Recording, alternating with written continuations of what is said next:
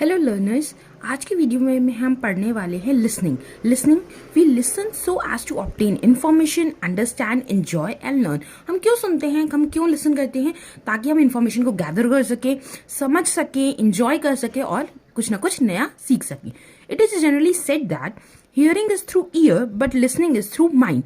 Hearing मतलब जो कान में जो एक हियरिंग एक ऐसा एक्ट होता है जिसमें क्या होता है, हमारे कान पे सिर्फ एक आवाज पड़ रही है, बट हियरिंग करने के लिए हमें क्या चाहिए होता है? कान चाहिए होता है। लेकिन अगर हमें लिसन करना है तो उसके लिए हमें दिमाग चाहिए।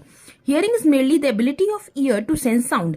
हियर एक सिर्फ एबिलिटी होती है जो हमारी ईयर्स की, जो कि हमें हेल्प करती है कि साउंड को सुन सके, वो कि साउंड है।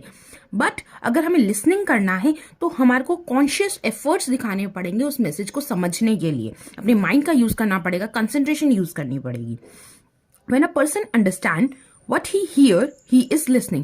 अगर एक पर्सन को समझ में आए कि वो क्या सुन रहा है तो उसे हम कहते हैं listening. Types of listener. Listener हमारे मेनली 4 टाइप्स के होते हैं: active listener, evaluative listeners, marginal listener या नॉन लिसनर। एक्टिव लिसनर्स क्या होती है? Active listener most powerful level of listening होता है।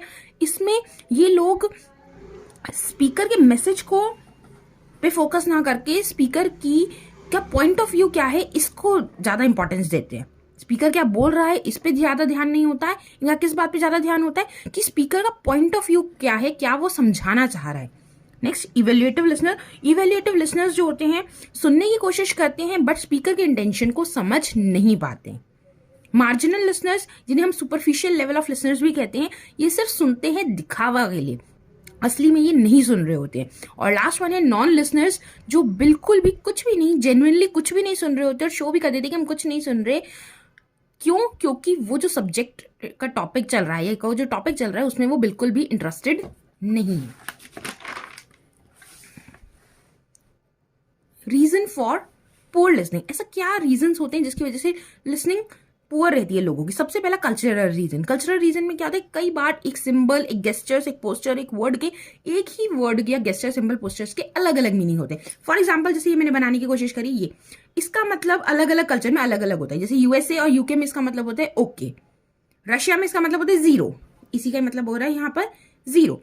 ब्राजील में इसका मतलब होता है किसी की इंसल्ट करना, और जापान में इसी सिंबल का मतलब होता है मनी। मतलब एक ही सिंबल बट अलग अलग कल्चर्स में इसके अलग अलग मीनिंग्स होते हैं। इस वजह से भी लिसनिंग अलग। एजुकेशनल रीजंस, कई बार लोगों को ये लगता है कि हम इतने ज्यादा एजुकेटेड नहीं है, इतने ज्यादा नोन नहीं है उनको, तो हम मैसेज को इतना अच्छे से नहीं समझ सकते। Third one, attitudinal reasons. Attitudinal reasons में क्या हो सकते हैं, कई लोग पहले से रुकना नहीं पसंद करते, पहले फटाफट से अपना पॉइंट ऑफ व्यू रखना चाहते हैं, ईगर होते हैं वो स्पीक बोलने के लिए। रिमार्क्स पास करना, कमेंट पास करना उनकी हैबिट होती है। दूसरों को क्रिटिसाइज करना, पहले से बीइंग जजमेंटल होना मीन्स पहले से डिसाइड कर लेना कि वो क्या बोलना चाह रहे हैं, बार बार इंटरप्ट करने की हैबिट्स होती है। इन रीजंस की वजह से भी हमारी लिसनिंग खराब होती है। Next one is physiological reason. Physiological reason का मतलब क्या हो गया, जितना हम सुनते हैं वो 5 to 10 टाइम्स ज्यादा होता है स्पीकर की स्पीड से। मतलब जो स्पीकर बोल रहा है उसकी बोलने की स्पीड से 5 to 10 टाइम्स इंक्रीमेंट स्पीड से हम सुन लेते हैं। तो जब हमारी स्पीड काम, जिस टाइम पे हमारा दिमाग खाली होता है, जिस टाइम पे वो स्पीकर बोल रहा है, तो हमारा दिमाग कहीं और ही जाने लगता है, यानी कि हम डे ड्रीमिंग करने लगते हैं, किसी और टॉपिक पे चल जाए। इस वजह से भी हमारी लिसनिंग बहुत ही इफेक्ट करती है या अफेक्ट हो जाती है।